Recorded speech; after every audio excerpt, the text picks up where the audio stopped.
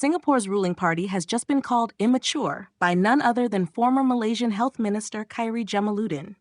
The sharp criticism comes after a political firestorm erupted over opposition leader Pritam Singh's appearance on Khairy's YouTube podcast, Keluar Sekejap.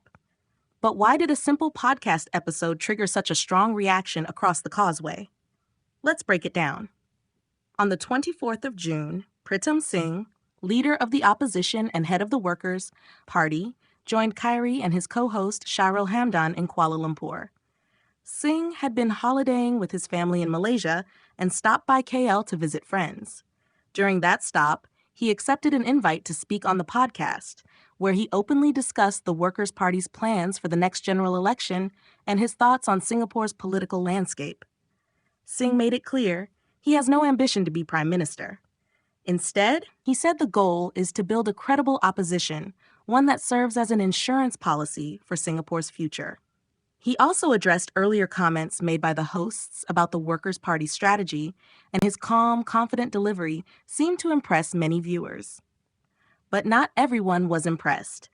On the 30th of June, Petir, a publication closely linked to the People's Action Party, published a stinging article criticizing Singh's decision to speak on a foreign podcast. The piece described his move as strange and questioned why he would skip local platforms in favor of a Malaysian one. Then, just days later on the 3rd of July, the PAP issued an official statement with the headline, "Politics should stop at the water's edge." It warned against foreign interference in local political matters and brought up the historic tensions between Singapore and Malaysia, including past racial unrest.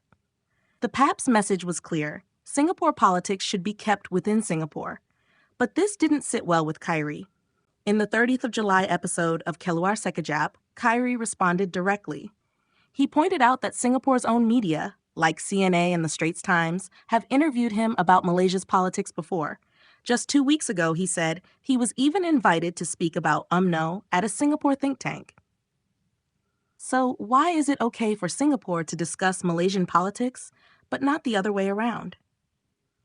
PAP needs to grow up, Khairy said bluntly. He accused the party of double standards, calling their reaction immature and overly sensitive.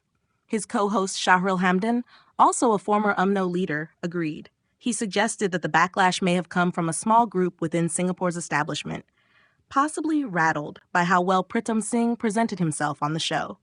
"It's not the majority view," Shahril said, "but it's definitely a particular kind of view."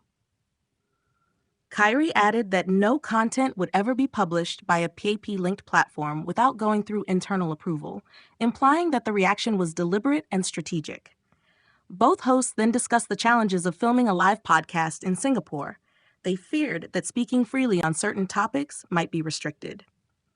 In contrast, they praised the freedom they have when filming in places like the UK, where they can joke and talk about sensitive topics without fear of backlash.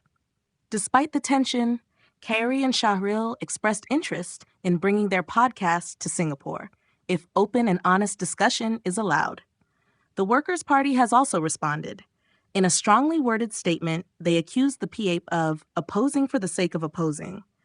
They noted that Singh, as leader of the opposition, is not bound by the same diplomatic rules as government ministers. There's no law preventing him from speaking to foreign media. The WP also highlighted what they saw as double standards. PAP ministers often appear in international interviews and rarely face criticism for doing so. Interestingly, the WP revealed that a PAP member had privately complimented Singh's performance on the podcast. Photos even surfaced of PAP members posing with Khairy during a visit to Singapore. On top of that, the WP addressed a separate controversy involving Singaporean preacher Noor Deros. They clarified that the issue had been publicly explained during the last election and no promises were made. Deros himself later said his remarks were misunderstood. But Petir wasn't done. On the 5th of July, they published another article accusing the WP of avoiding legitimate questions about their links to Parti Islam Se Malaysia, or PAS. They claimed these associations raised serious concerns about foreign influence on Singapore's politics. Petir insisted that while PAP ministers do speak to foreign media, they usually talk about international issues. Pritam Singh, they argued, focused too much on local politics during his podcast appearance, which they said crossed a line. So here's the big question for Singaporeans and observers alike. Where should the boundary lie between local politics and international dialogue? Should opposition voices be free to speak on any platform they choose, or are there risks in airing domestic issues abroad? And when one party cries foreign interference while the other sees double standards, who's really drawing the line? If you are still watching this, don't forget to like, share, and subscribe to our channel 2230.